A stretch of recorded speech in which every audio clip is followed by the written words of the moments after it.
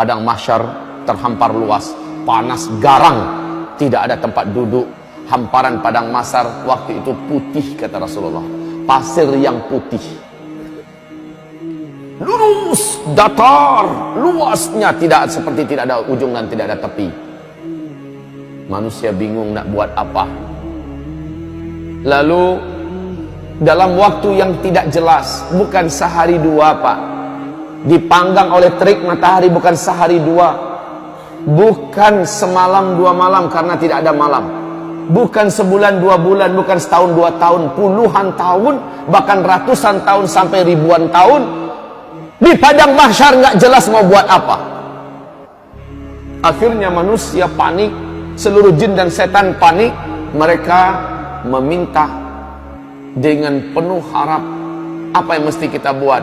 Seluruh manusia berkata, bagaimana kalau kita datang pada nenek moyang kita Adam alaihissalam, kita minta agar dia mendoakan acara padang mahsyar dimulai. Datanglah manusia yang ada kepada Nabi Adam, wahai atuk moyang kami, wahai Adam, sudah lama kami di padang mahsyar, tak jelas dan tak tahu apa yang akan berlaku dan terjadi. Tolong doakan kepada Allah Rabbul Alamin agar acara dimulai. Adam berkata, bagaimana saya akan mendoakan untuk kalian kepada Allah? Saya sendiri pun hari ini entah selamat entah tidak. Dulu saya dilarang oleh Allah agar jangan mendekati pohon di dalam surga, ternyata malah saya makan buahnya. Hari ini saya selamat atau tidak? Pak, wallahi demi Allah, Bapak Ibu, saat itu tidak ada orang yang berpikir tentang amal solehnya dulu, sudah tidak ada. Orang hanya mengingat dosanya saja. Setiap orang hanya ingat dosanya saja. Orang lupa kalau dia dulu pernah haji, orang lupa kalau dulu dia pernah sholat, dia pernah puasa, lupa, yang dia ingat hanya dosanya saja. Adam berkata, maaf, saya tidak bisa mengapa-apa, tidak bisa membantu kalian, tidak bisa mendoakan kalian. Oh nafsi, wah nafsi, wahai jiwaku, wahai diriku. Maksudnya saya ini selamat atau tidak? Wahai diriku, wahai diriku. Pergilah kalian kepada Ibrahim, dia adalah Khalilullah, dia adalah teman Allah. Mintakan agar dia yang berdoa kepada Allah. Semoga acara di padang mahsyar dimulai. Manusia pun berbondong-bondong meninggalkan Adam menuju mencari Ibrahim. Saat berjumpa dengan Ibrahim, mereka memohon dengan permohonan yang sama. Sama jawaban Ibrahim. Dulu di dunia saya telah berdusta sebanyak 3 kali. Hari ini saya tak tahu lidah yang telah berdusta ini ketika berdoa Allah dengarkan atau tidak. Jangan-jangan saya pun tidak selamat. Minta maaf, saya tidak bisa membantu kalian apa-apa. Saya tidak bisa.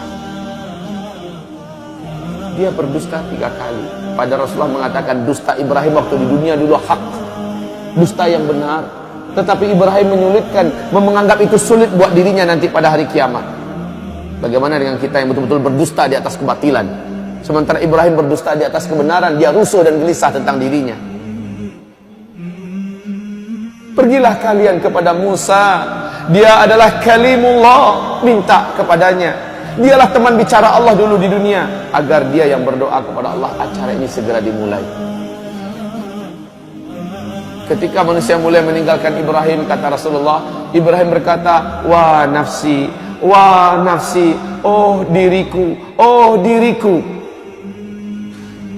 Manusia sampai berjumpa akhirnya dengan Musa setelah pencarian yang lama. Setelah berjumpa, wahai Musa, bla bla bla bla bla. Musa berkata, aku dulu di dunia membunuh orang, hari ini aku selamat atau tidak? Minta maaf, saya tidak bisa membantu kalian. Berdoa kepada Allah untuk kalian. Hari ini saya entah selamat entah tidak. Pergilah kalian kepada Isa, dia adalah Ruhullah, orang yang tidak pernah buat salah, orang yang tidak pernah buat dosa. Isa, pergilah kalian kepadanya. Maka manusia pun mencari di mana Isa. Seluruh manusia menyebar mencari di mana Isa. Saat Isa ditemukan, mereka langsung memohon. Lagi-lagi jawaban Isa adalah minta maaf.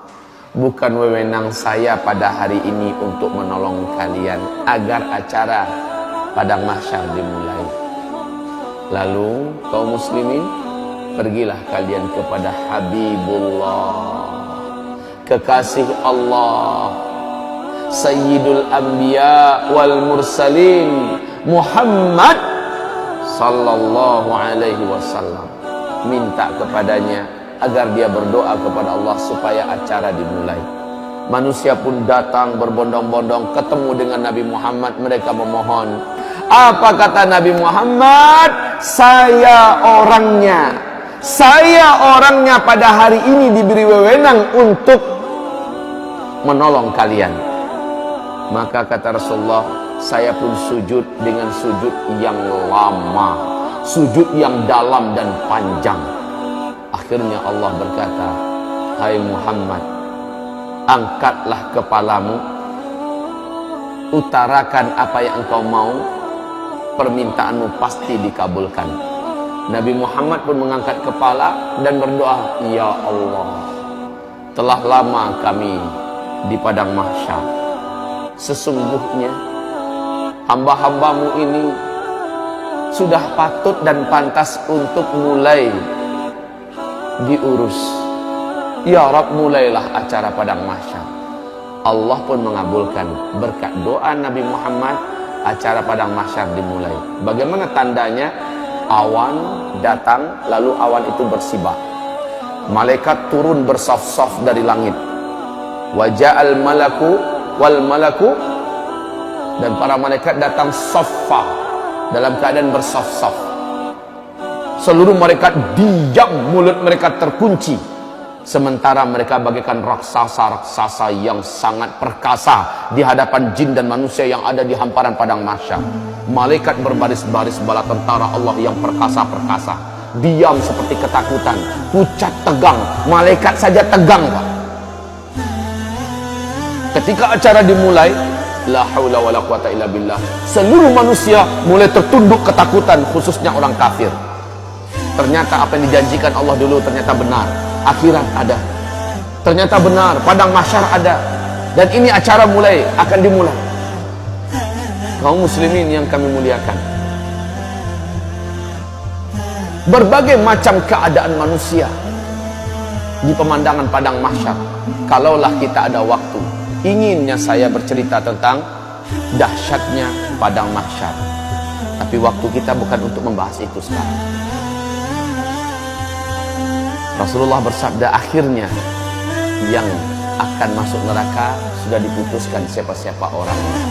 Mereka pun digiring dengan paksa oleh para malaikat-malaikat yang perkasa. Beberapa di antara mereka mencoba melarikan diri. Di mata malaikat yang mencoba melarikan itu ibarat kutu-kutu kecil. Kemana mau lari? Disentil kembali. Ada yang diambil, ditendang. Kaum muslimin yang kami muliakan, akhirnya mereka diseret, lalu dibawa dan dilemparkan ke dalam neraka. Sementara orang-orang beriman dan orang munafik mengalami hisab. Setelah proses hisab, dinampakkan amalan mereka, ditanya. Setelah itu mereka ditimbang amalannya. Setelah itu mereka digiring untuk menuju ke suatu daerah yang maha gelap. Daerah tersebut diawali oleh pintu yang maha besar, bab. Di dalam surah Al-Hadid Allah ceritakan pintu itu di bagian luarnya terang, di bagian dalamnya gelap. Manusia disuruh masuk. Ketika mereka masuk, gelap gulita. Khusus orang yang beriman langsung bercahaya tubuhnya. Ada yang cahaya satu orang sebesar gunung besar cahayanya. Langsung terang benderang. Padahal dia satu orang. Ada yang satu orang hanya sebesar bukit cahayanya. Ada yang satu orang sebesar onta cahayanya. Ada yang satu orang, kata Rasulullah, hanya sebesar tangan ini cahayanya. Ada yang satu orang hanya sebesar jari telunjuk saja cahayanya. Ada yang satu orang sebesar ruas kukunya saja cahayanya. Ibarat lampu yang kecil itu, sebesar itu yang dia punya. Di kegelapan itu dia mengandalkan cahaya yang dia punya. Orang munafik tidak ada bercahaya sedikit pun dalam kegelapan. Orang yang bercahaya dapat berjalan dengan cepat menuju ke titian, menuju ke sirat yang membentang antara padang mahsyar dengan ujung daripada ngangaan neraka jahanam yang menuju ke pintu surga sana. Mereka meniti. Kata Rasulullah, luasnya ngangaan neraka jahanam itu, ngangaan tahu sih? Lubang. Luasnya kata Rasulullah, seandainya seluruh galaksi yang ada, seluruh apa yang ada di alam semesta dimasukkan ke dalam muat. Saking besarnya, Pak. Bayangkan jauhnya titian yang harus ditempuh. Sementara di bawahnya, kalau ada yang terjatuh kata Rasulullah, 70 tahun lamanya melayang di apa? Baru nyampe di dasar. 70 tahun lamanya. Kaum muslimin yang kami muliakan, hamparan yang ada tergantung pada amal orang. Ada yang hamparannya besar dan luas, dia bisa melaju dengan kecepatan tinggi. Rasulullah bersabda, orang-orang bergelantungan kebanyakan. Nampak dipandang, satu orang itu punya satu titian, bukan satu titian untuk bersama. Satu orang punya satu titian. Titian itu tergantung pada amalnya. Ada yang titiannya menjadi kecil dan setajam mata pedang. Itu yang harus ditempuhnya. Sementara orang yang macam ini adalah dosanya banyak dulu di dunia dan dia seorang yang beriman kepada Allah. Dosanya banyak, amalnya sedikit. Sementara kata Rasulullah, di atas titian itu dari bawah menyambar semacam kail dari api, menyambar. Menyambar-nyambar. Sementara dari atas menyambar lagi yang lain. Betul-betul dalam keadaan diuji. Dan kaum muslimin, panasnya hawa dan asap neraka jahanam itu gelap, Pak. Gelap. Kata Rasulullah, sepanas-panas api yang Allah ciptakan adalah api neraka. Api yang paling panas itu berwarna hitam gelap.